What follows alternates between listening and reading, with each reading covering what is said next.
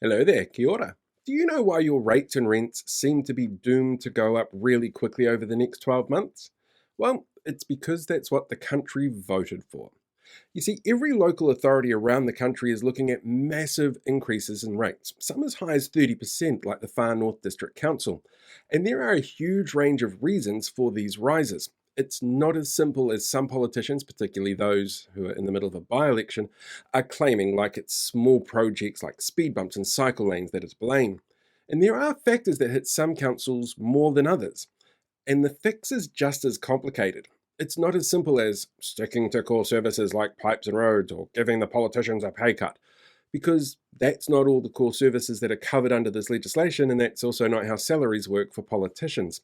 See, let's take water infrastructure as an example. The government in November told councils that they were to include water infrastructure in their costings going forward.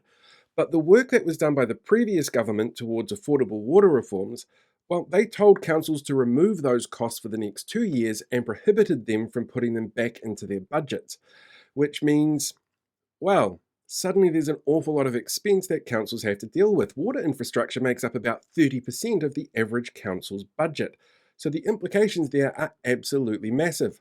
On top of that, many councils have been promised funding for transport infrastructure through Waka Kotahi, which this government also cancelled. Each council's requirements were different. For urban councils, for example, a lot of their work was focused on creating modal shifts, getting people out of cars. And work had already begun on that before funding was pulled. A number of those projects are still needing to be completed, and promised projects are either going to need to be funded by ratepayers or cancelled. And then you've got something like Auckland, where this week we saw the party that claimed taking GST off fruit and vegetables wouldn't be passed on to consumers, but getting rid of the 11-cent fuel tax absolutely would be passed on to consumers, ending the regional fuel tax in the city, which leaves an operating budget deficit for Auckland Council of between $1.2 and $4 billion over the next 4 years. To pay for those projects that this tax was to pay for, which includes massive upgrades to key transport routes, upgraded ferry and train infrastructure, cycle safety improvements, and roading infrastructure in newly developed areas like Drury, council's going to need to increase rates by about 8% a year, or go without, and let Aucklanders know it's National's fault, which is actually Wayne Brown's preferred option. On top of that, councils are actually required by law to do more than just worry about roads and pipes and rubbish collection.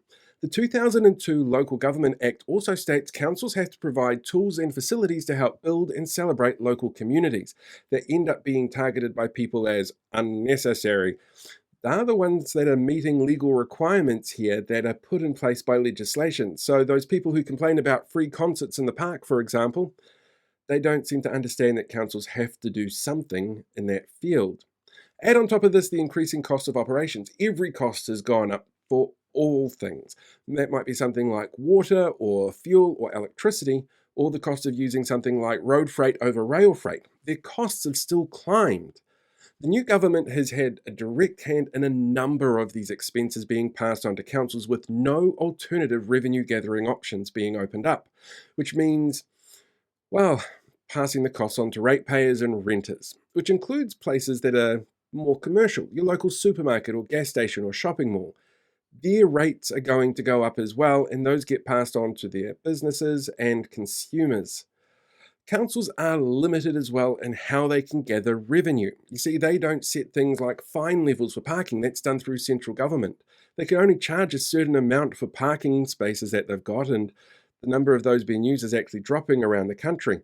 And you add in something like water infrastructure to the equation, it actually hits their debt to asset ratio that they can use for borrowing to build up new infrastructure. And things like development funds are actually reliant on whether or not councils are allowed to permit certain things to go ahead. Even a councillor's salary is set by an outside organisation that councils have no say over. So when you see a politician crowing about the 11 cents a litre you're saving on Auckland petrol, or a speed bump in your local Facebook group that people are getting upset about, remember how that impacts every other cost your rates are paying for.